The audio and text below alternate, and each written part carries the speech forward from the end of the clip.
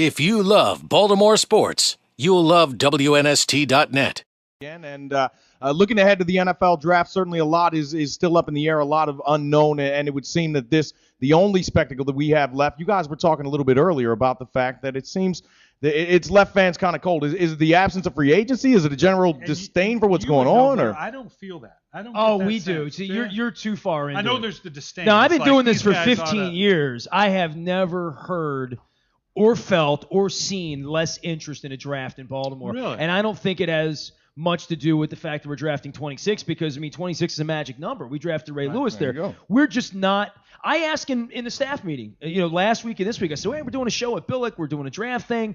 What do you guys think? And they're all like, man, we're not getting phone calls on it. Now, maybe part of that in Baltimore was that the Orioles did get off to a good start. The Orioles were compelling. They're even compelling losing 8 games in a row. But I don't think the rank-and-file PSL holder has gone out and nerded out and bought a book.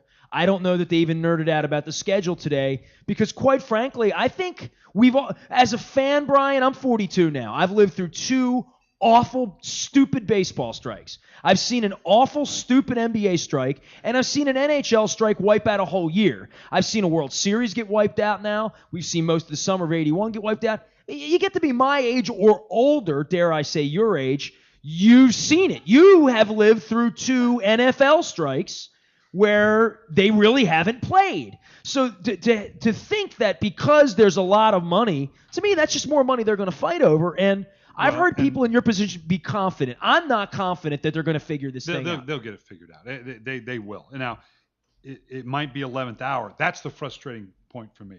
If they don't, they screw this thing up and we miss a game, I tell you what, I'm all against the government intervention, but we had to pack the whole lot up and ship them off someplace. Cause you don't think that's possible knowing what you know about lawyers and about courts and about this kind of money? This kind of money is mind-boggling, and every percentage point moves millions and millions and millions of dollars. Greed is good. Trust greed, okay? And there are enough players who have the opportunity to go in free agency, who I sat with Jeff Saturday when I did the NFL Network Total Access about a month ago. Very cerebral player, correct? Yeah. As educated as anyone who's a player, right. For my money, the union, the association, ought to put a dictate out there and say, only Jeff Saturday can speak for us. The rest of you players shut up. Because when you hear them, it's embarrassing how little they know about it. Oh, you should read them on Twitter. It's even better. It's terrible. Yeah. Jeff is articulate. He understands it. And I asked him, I said, what about the free agents? Because you have some guys that are going to lose money, lose a year of free agency, that they will never, ever get that year back. Ever. That are on that cups. Mark Bolger, okay, for the Ravens, has the opportunity to go get maybe a payday. I think he would be a good free agent signing for someone. I think he's got his confidence back. He was a whip boy a couple years ago. When I was in St. Louis, he was getting chased around sack 12 times a week, right? I think he's got his confidence back. He can help a team win. If he doesn't make it to free agency this year, he'll likely get out there. But this year's money, he will never, ever get back. And the mentality is you just got to take one for the team. Well, wait a minute now. I'm all for being a team player, but you're talking about some money here that can last my family and generations in my family.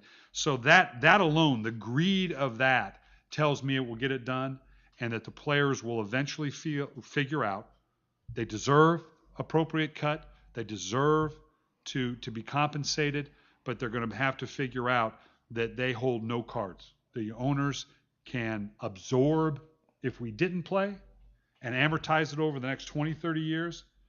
As players, you can't amortize that out. There's going to be monies lost that you will never get back. Isn't the biggest issue with the players the discrepancy in their just relative incomes to begin with and their relative lack of knowledge versus where Jeff Saturday is on the food chain, not to mention just the way they live their lifestyles. And we're already seeing these stories about 22% loan shark loans. I mean, that shouldn't come as a shock to any of us, but it is shocking nonetheless. The mantra of we're prepared for this. We've counseled our players. We have a draft fund. And we realize, no, the ones that were doing the right things, that are doing the right things now and can survive a lockout, are not the ones that really needed to do it because they were going to be okay anyway. The rank and file, you're right, that's who this hurts. And that's going to be the dilemma for DeMaurice Smith and his group to get the best deal possible. They have the right to do that. They really do.